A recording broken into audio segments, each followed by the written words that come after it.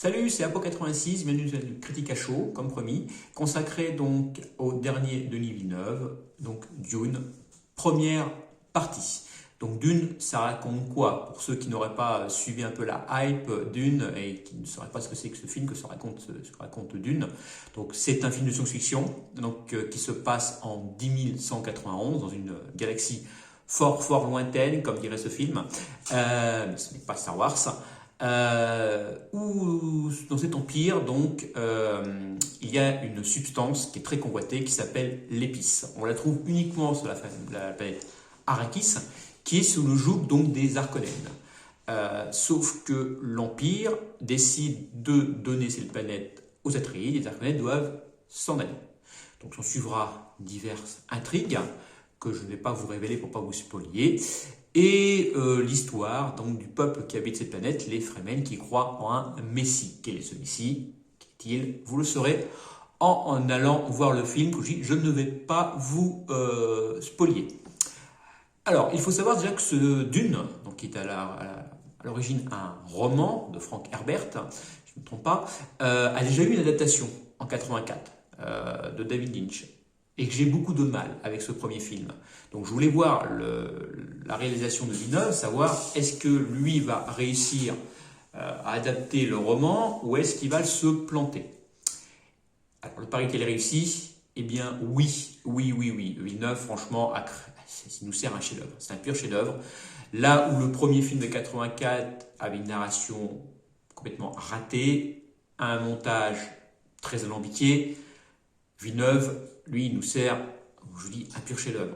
La narration, j'ai tout compris. Je n'ai pas vu le livre, mais je pense avoir tout compris à la narration, à l'histoire. Là où dans le premier film de 84, j'avais un peu de mal à tout comprendre, là j'ai tout compris. Voilà, déjà première chose, donc Paris réussi par rapport à la retranscription de l'histoire. Là, il a réussi.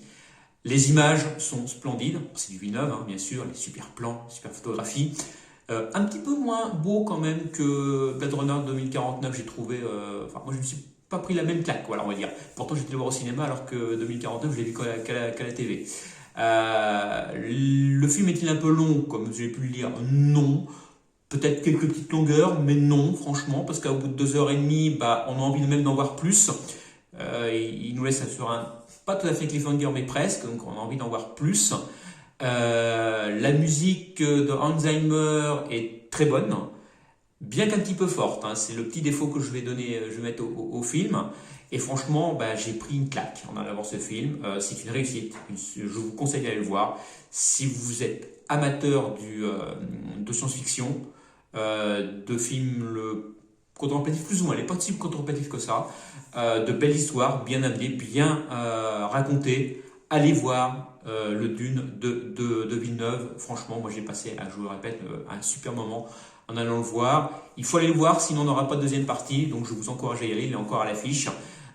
Il marche super bien, donc allez le voir. Voilà, donc je vous l'aurais compris, j'ai très apprécié le film. Je vais lui mettre j'aime beaucoup, j'aime beaucoup sur Captain Watch, notre partenaire.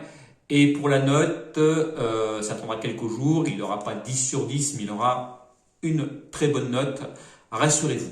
J'en ai donc fini cette critique à chaud, donc moi ce que vous en pensez en commentaire, ça va être sur mon avis sur le Dune de Villeneuve.